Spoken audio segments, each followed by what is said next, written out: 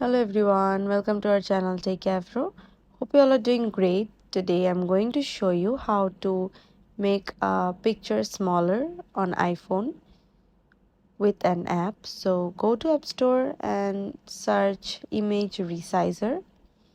Now resize it app. You have to download this and now open this app and then open gallery. Select photo. From your gallery, pick a picture that you want to make smaller.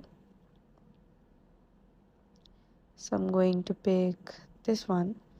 Now tap on the picture. Now tap select image, and from here on the first row you can select your image quality, and the second one is image dimension, which is small.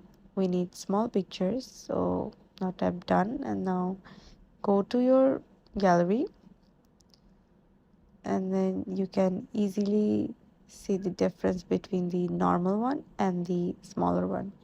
So this is how you can make a picture smaller. Thanks for watching. Hope this video helps you.